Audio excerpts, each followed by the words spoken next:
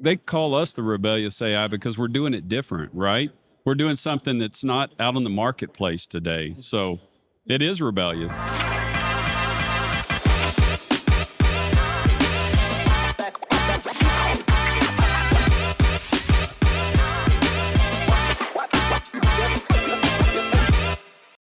We're going to have here a quick conversation with Chris Masper, my Chief Operating Officer. And then there's my sister right here, which is the co-founder of Jorie Healthcare. Just the co-founder of Jorie. So we're going to talk about what the heck we do and why we're having so much fun. So I'm going to kick it off to Chris, who's going to talk about, what his role is in the organization, what the heck we're doing here, and, what's the message we're spreading across this entire system in healthcare. Yep. So I get to do the fun part, I feel like, because as I'm onboarding clients, they're like, we're putting money down to their bottom line. As the chief operating officer, that's the fun part because it's a no-brainer.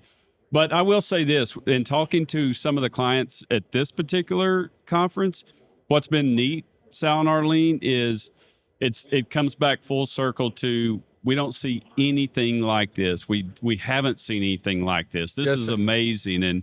And we hear that time and time again. So that's the fun part. That's the exciting part for me. We did just talk to a group that they echoed a couple of things. One thing they said, y'all have one of the biggest booths here, so it's pretty amazing. But the other thing they did say was, I don't think a company could do it right now in any short amount of time if they wanted to. Y'all did it. Y'all had a global infrastructure. You had clients. You had the resources. You knew revenue cycle. And they said, we've talked to so many companies and we don't know if they could get there or not. So and that's that you're exciting. able to onboard in 8 weeks. Yes. Because it's already been built. And I agree with you, Chris. And my brother and I, we've been in business going on 33 years now. And what's incredible is, even in all these years of business, you never see a market where you're getting pulled into the marketplace. And it is so exciting because we're living it right now. We're truly being pulled into the marketplace. It's so exciting.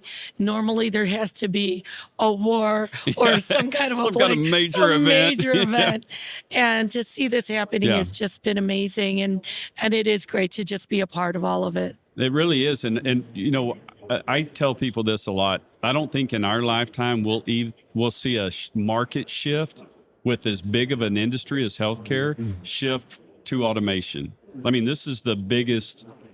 I think it's the biggest revenue shift for an industry that we'll ever see in our lifetime. Yeah, as a matter of fact, I just want to be a billionaire. Yeah, so that's all. What? So who wants to be a billionaire? All right, no. Yeah. All kidding aside, So dramatic. This is $1 trillion industry, right? That's with a T. Multiple trillions of dollars that is losing billions of dollars. Yep. And this is your health system at risk, folks. Health system at risk. And our automation is not the answer, but is part of an answer to fix that problem. And if it could stabilize the health system and bring back hundreds of millions of dollars, if not more, back to its rural healthcare organization and save them, then obviously this is the day and time for us to do this. And take a chance. You're in Vegas, right? I always said that. You're in Vegas. Roll the dice. Roll the dice. Roll the dice. Don't stand still because you're going to lose if you don't do anything anyway, right? Yeah. That's and what's already exciting a failure. is not just that, but there's so much cool innovation we've been seeing, right? Yeah. So when you start finding these savings of 5, 10, 15%, and then some of these systems can now take that savings and spend it on their staff, their nurses, the really cool innovation that's there. I know you have cool innovation, Sal, but there's some really cool stuff out there. Right. We just did a talk called the Rebellious AI, this transforming healthcare finances. And this was a phrase that was not coined by us. It's what the HFMA called us. So imagine an institution like the HFMA calling us the Rebellious AI because we are a little bit rebellious, and I'll take whatever I can get because I'm old now. So I'm just At least he's not wearing his sunglasses. Yeah, that's right. That's right. I'll take whatever I can get. And so at the end of the day, Rebellious AI or whatever you might want to call it, we're finding the money to showcase to these health institutions. Then, we can make a few mistakes, right? But at the end, if we are saving these health systems and bringing in that cash, bottom line is those patients are going to have their hospital. Well, and they call us the Rebellious AI because we're doing it different, right? We're doing something that's not out on the marketplace today. So it is rebellious in a lot of ways. She 100%. And part of our team is rebellious. Yeah, right. True, so true. I'm not banned from Vegas. Yeah, that's right. She still can come to this place. So with that said, is there any kind of last minute stuff that you want to talk about? No, I think this is really exciting with everything that's going on. And I know it's been a lot of hard work, and thank all of you guys for this. So I'm glad to just be a part of it.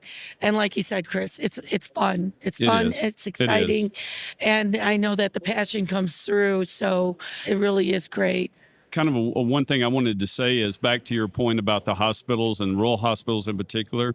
I mean, I do know that we're keeping some of the doors open for hospitals and providing health care to rural locations that otherwise may not have it. So that's exciting.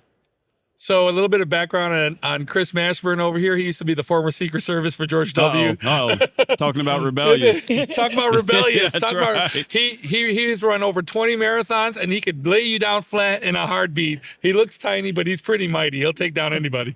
But now that's Rebellious AI for you right there. That's Rebellious. Right? Absolutely.